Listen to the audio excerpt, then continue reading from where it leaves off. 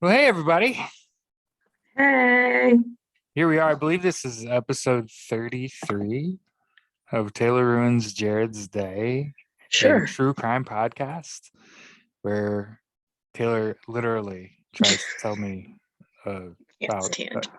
about somebody to try to completely destroy my remaining last few strands of hope in humanity. Pretty And much. it's early in the day. It's 9:30. I'm still drinking coffee, but granted, I'll drink coffee till like noon, 1 o'clock. I like coffee. Me too. hmm Hope everyone had a great Thanksgiving. Mhm. Happy holidays. Got your bellies full. I know I was taking some good shits. You know, That's important. yeah, it is. Okay. So today, Jared, I'm Mhm. going to tell you about Ann Hoover. Okay. So this is another one of this. AKA the. No, she She died. didn't get a cool nickname? Damn. She's the victim, bro. Oh, she's a Calm victim. down. Oh. Jeez. So it's just kind of, I read a book or listened to a book. I watched a little like dramatization of this, Do what? What did you listen to? like a Lifetime movie about Oh, okay. Dramatization. Is that what it something like that. Yeah. Dramatization, like word? Dramatization, Yeah, drama. now you're just Yeah. making up words. Yes. I do that really well. Um, So Ann Hoover, Hmm. she bought like a row house or like it's a duplex, Hmm. like it was a big, like it's a home. Hmm. And then she has a neighbor that shares the home, like they have a half and she has half, those kind of things. Hmm. Like they share a roof, they share a porch, and they share a wall, Yeah. one side of the house. Okay, so I'm making sense. It's like an up and coming suburb of Pittsburgh. So Okay. she's trying to beautify the area, blah, blah, blah. She's going to buy, or she's in this group in the neighborhood. So Hmm. it'd be like an HOA Yeah. if they had like fees. But they had like meetings where they would like plan like group projects and Hmm. events and garage sales and a block party, that kind of thing. Um, When was this? I don't even know, like the early 90s, mid Okay. 90s, 97, 96, Hmm. I think, or the early 2000s. I don't know. Okay. I should have probably had that information, but I don't know. I don't. Um, so she was doing her part with her house, like fixing it up, spending her time. She was a piano, or not a piano. I mean, she was a musician, Hmm. but she taught piano out of her home. Okay. So, um, but one day, she gets real excited. There's this young man that pulls up, and he's bought the house next door, Hmm. like because it was empty. The house, I guess I should have said that. The house connected to hers was empty and like abandoned, and like really kind of downtrodden. And so they were. Dilapidated. There you go. That's a good word. Thank you. It was sitting empty and abandoned. Hmm. And then she did notice a young man pull up, young looking guy. I mean, he was young, like 23. Was super excited because this was the new home owner. And he was going to be fixing it up and getting it ready to either sell. Like he was, a house flipper. Yeah. Like, he was going to sell it, or it was possible that he would move in. Because he did have a girl. I saw a girlfriend. And then I also, in the little dramatization, it was his fiance. So I don't know. He had a lady friend. Sure. Um, so they were going to sell it high Bruce or move in and live there as a Yeah. family. So Hmm. happy. The Yeah. American dream, right? This young man, his name was Roy Kirk. So there's your name that's important. Anne did always meant like she was concerned because of how young he looked. And she was like, I wonder how he's affording this Hmm. to like buy this home and then the money that was going to have to be used to fix up this house. But she was very hopeful. She invited Roy to one of the neighborhood meetings, like the HOA people, to invite him, like welcome him to the area, and these are us. But he was a huge hit with the entire group. He was very enthusiastic, and he had a lot of great ideas. And he was really looking forward to helping make plans for the neighborhood. Yeah. Right? Mm-hmm.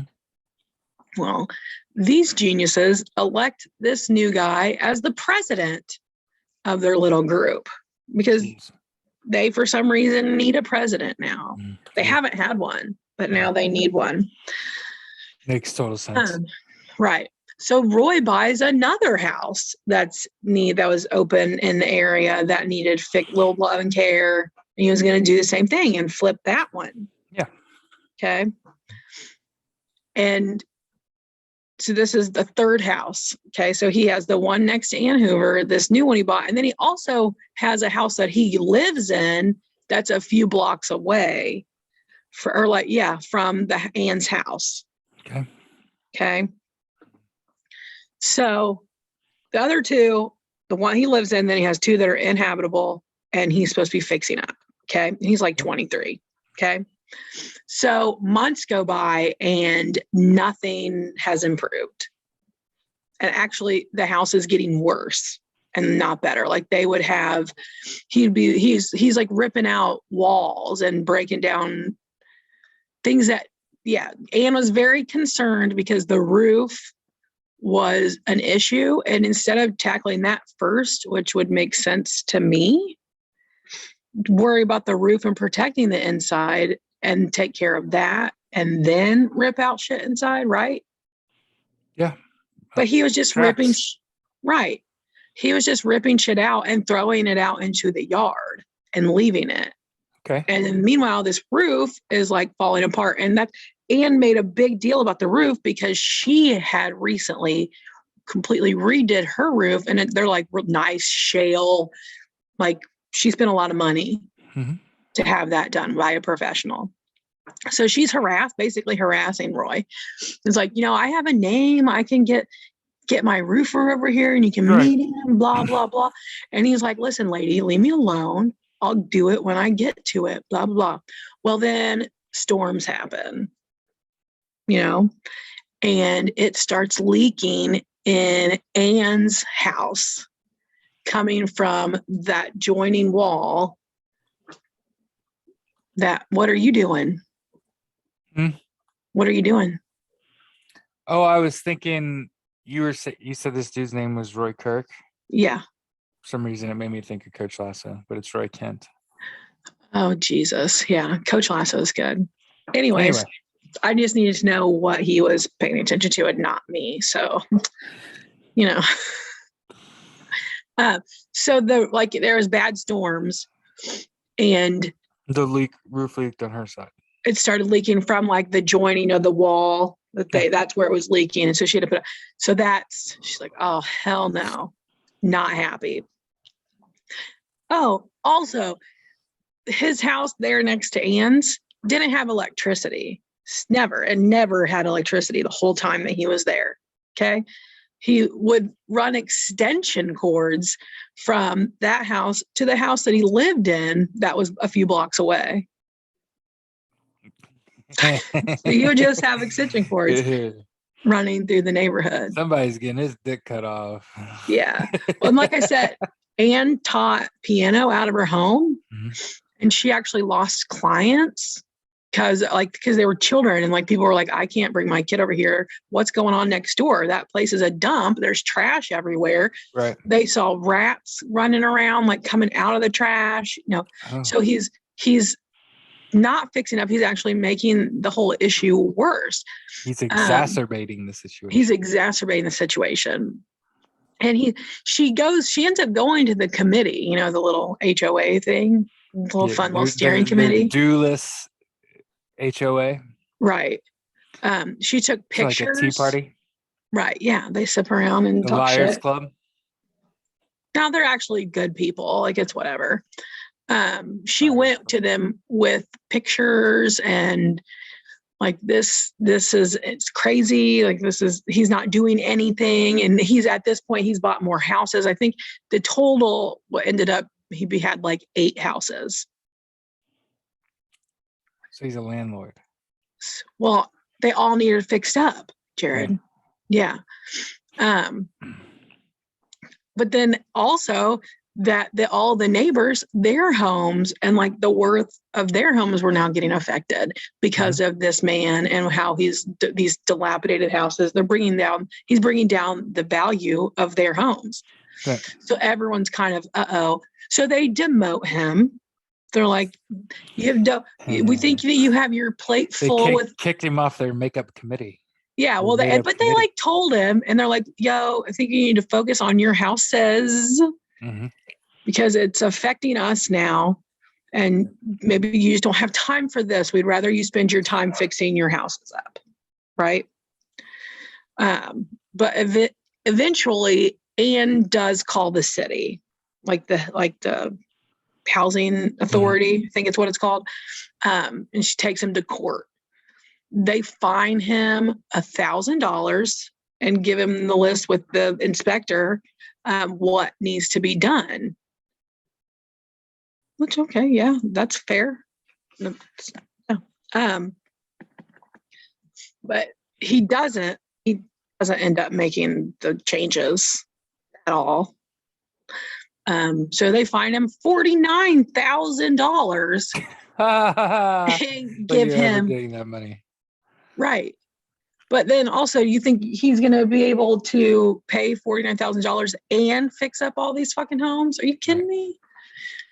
And they give him 60 days to make the changes or they were going to condemn his home. Who did this? The city. Little neighborhood group? Oh, the city. So it was legit. The city. Okay. Yeah, it's legit. Like they took him to court. Okay. He appeals the fine. That was it, the fine. Like his thing is like, this is going to bankrupt me and I'm not going to be able to do anything. And Ann offers to buy, hey, I will buy your home that's connected to my home. $3. For what you paid for it. So you'll be flush on this property. Instead of straight up losing money, which is right. And then she's, they'll drop the fines because I'll take care of all the things. He said no, because he put work in it. He put so much work in it, blah, blah, blah. He ripped out a whole bunch of things and made, But that was his dream, was fixing up these houses. So that's what he said no. So they, the neighbors and everyone rally and they're set to go to this court date because he appealed the fine. Right. So they're all like, and they go in order to be like, okay, yeah, don't make him pay this money because if he has to pay this money, he is not going to fix his homes. No, yeah. So they were actually going in his support. They had all planned as a group go, and some of the neighbors were like, Ann, we'll pick you up. So Ann had a ride to the courthouse. But they were all going to like try and get that fine taken back. Like just give him the 60 days to fix it up. Right. Don't have him pay the fine because he won't fix anything. Right. Because they were trying to help him and like that kind of like, yeah. So when the neighbors go to pick Ann up for court, and they had just confirmed plans the night before, and they are there 8:30 sharp. They go to the door, no answer. She doesn't answer the door. So one of the neighbors stays behind in case she does answer. Maybe she's in the shower or something. And the other one, so I'm just going to go to the courthouse. I'll call you. So I think it was the early 2000s because they had cell phones. Okay. So she goes to the courthouse and no one's seen Ann or Roy. Neither one of them are there. So the friend that's at the courthouse goes to the judge and is like, yo, I'm worried. We confirmed these plans last night. Yeah. She's not picking up the phone. And because Roy's not here, so the judge orders some police officers to have the police go do a welfare check type thing. Like they're doing court, they're not here. And then remember that friend the neighbor is still at their house.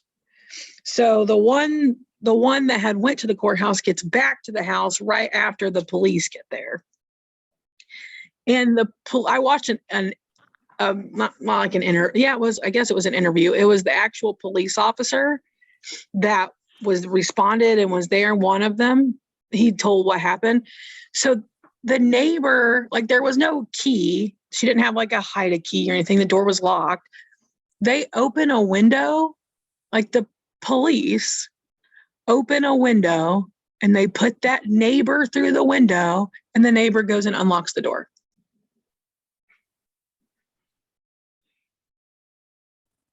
The one that was supposed to go to court? Or like No, not Roy, the one like that was, neighbor. yeah, the one that was one of them that was picking. Yeah, that was picking her up. Okay. Like that doesn't make any sense to me, but it happened. And the police officer is one who told us that. So they go in there, she's not there. They're looking around, they're hauling around upstairs. First of all, hang on, let me back up. Her purse, her keys, her cell phone, her shoes, her jacket, everything is on the table with all of her her documents that she's been keeping due to this case. Like all the issues are on the table. So right there is your first sus. Like that's sus. She shouldn't be leaving. So then they continue into the house, and there is blood spatter in her room, which is upstairs. Okay. She's not there though. Don't know where she is. So then they're like, yo, Roy's next door. You should check on him, because he wasn't at the court today. So they go knock on the door, but the door is ajar because remember, he has these electrical cords, these extension cords. So the door never shuts.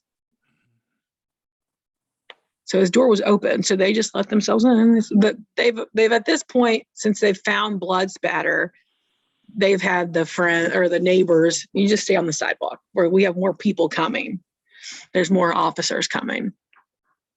I guess I should get my notes and make sure I'm not skipping around. Yeah. I'm like getting into the story. Yeah. Okay. So the door wasn't shut.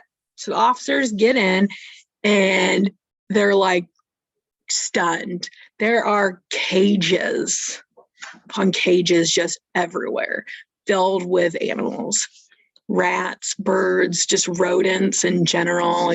And some of them are alive. There are a lot of dead ones, though, at like various stages of decomposition. Mm-hmm. There's some that had like maggots growing. So that, I don't know how long, something has to be dead for maggots to attack it or whatever. I don't know. But then an officer hears like a strange hissing noise. And there's a fucking 8 to 10 foot python chilling in a bathtub. Completely normal behavior from an adult. Yeah, no big deal. It's just hanging out. Yeah. And then all of a sudden, here's this skeleton man coming up the stairs from the basement. He's there. He looked, I get what the officer said was vacant. Like his eyes were hollow, he had lost weight. His hair was like matted and disgusting, and he had a beard that was just unkempt. He had lost it. Like he had just completely lost it. Like he like became the crazy old cat lady.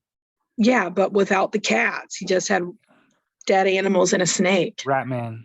But he was gross. He was wearing dirty pants with a belt. He had no shoes on, no shirt, and he was just hollow. That's what the police officer said. He just looked like a hollow man, just hollow. Mm-hmm.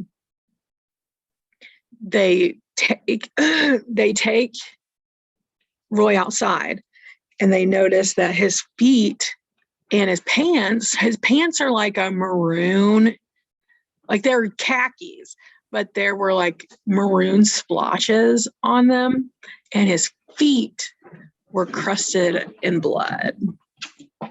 So they're not saying anything. They're still waiting on that backup. So that one officer's like, hey, you sit out here with this officer. I'm going to go check out the rest of your house. Is that cool? And he's like, yeah, that's fine. So officer goes back in. He follows an extension cord down the stairs.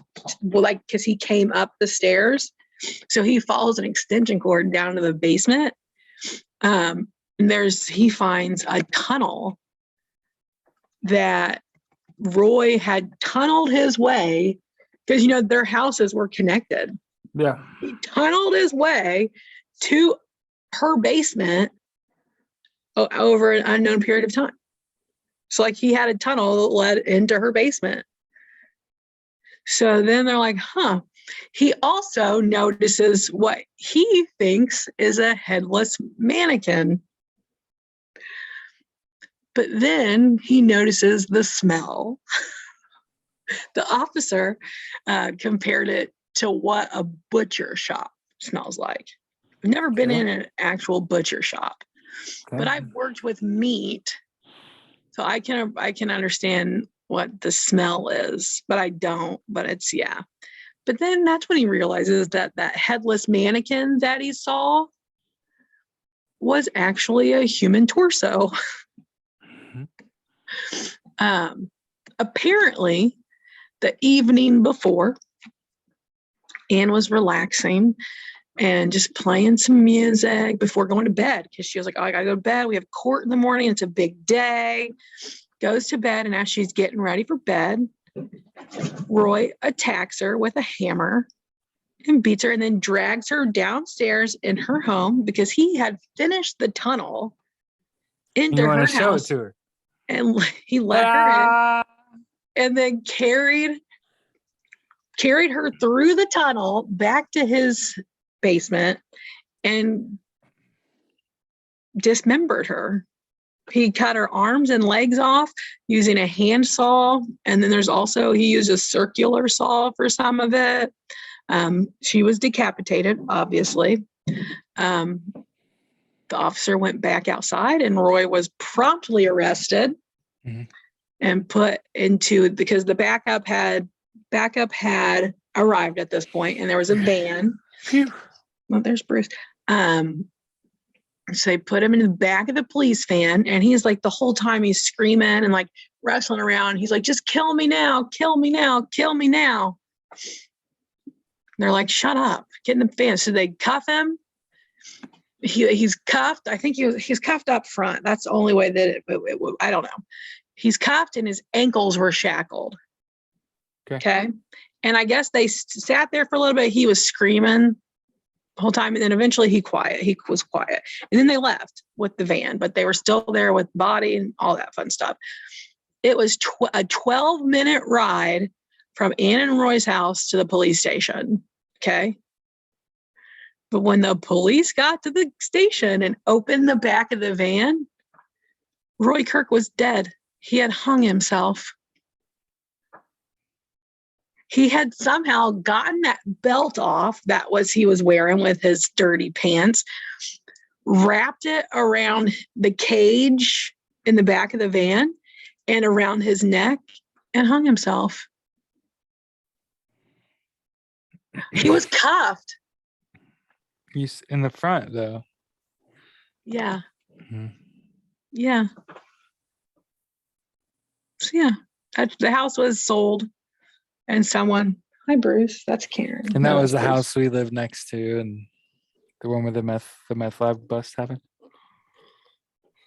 That was in Indy. That was our house. Right, but that was in Pittsburgh. Oh, this was in Pittsburgh. Okay. Yeah. So yeah, just like 2 people died because they wanted to beautify the neighborhood. So yeah, there you go. Roy Kirk. They even tried to I don't know, that's such a weird pattern of behavior. Is it though? Not much was mentioned about the girlfriend or whatever, but there was one part where she was like, I can talk to, because he was telling her one thing about the crazy neighbor lady. And like, she was like, I can just talk to her, honey. Like, I can hear it. And he's like, no. I'm saving that bitch for later. Yeah, he was. He was like hardcore. Like, yo, he dug a tunnel. He did. He must have really not like the way she smelled or something. You know what I mean? Like, He I'm gonna dig didn't a like. hole from my house to yours. I'll beat the shit out of you with a hammer and drag you down the dude. That's a horror film. That's a bona fide horror film. Yeah. Oh, Just chilling yeah. in your. I mean, She was just playing her music. I've never lived in a duplex, but I've never wanted to live in one less. You know I what I mean? visited. I have a friend who lived in a duplex in Broderpool that I stayed in every once in a while. I know, right on Central Avenue, like a block from 38th Street. It's tough. Yeah, it was terrifying. So yeah, that's it. I feel like that was a nice little quick one for us today. They've been pretty quick. Yeah. Yeah, that's okay. But it's better than like a long dragged out. He got away with it forever, you know. Right. Hi, Bruce. Okay. Hope everyone has a great day. Drink lots of coffee, cuddle up. It's Christmas, like essentially now. Basically. You can watch Christmas movies. Yeah. I started to watch Christmas movies. I'm like, no, I can't handle this. So then I put Lifetime Movie Network back on and watched the murder shows. My murder shows. The murder shows. You're planning your future murders. No. They're too extra on the Lifetime. They're doing too much. Too extra. Oh, like it's way too convoluted. Yeah, it's just like you're doing too much. Frequently, the murder happens after the person also puts up with a whole bunch of bullshit, and I'm just like, nah. It's justified. I would have pieced out like Yeah. before I got murdered. You know. But oh yeah. Anyway. Okay. Well, you guys have a great Happy day. holidays. Yeah, we'll see you. We'll see you next week. Yeah. This has been Taylor Ruins Jared's Day. I believe again, like I said, episode 33. Oh yeah. How can they find us on Instagram, Jared? At TRJD Podcast. What about on Twitter? At TRJD Podcast. Can they email us? Yeah, you can send us an email. I guess I should check that. At Taylor Ruins Jared's Day at gmail.com. It's on my phone. Oh, perfect. Anybody ever send us an email? Yeah. Huh. Interesting. Yeah, Jared. What's wrong with you? Okay, guys. Have a good week. Wear your mask. Get vaccinated. Mm-hmm. Get your booster. Yeah. Omicron is for real. Yeah, booster seat. Get your booster. Calm down, booster seat. Bye, guys. Have a good week.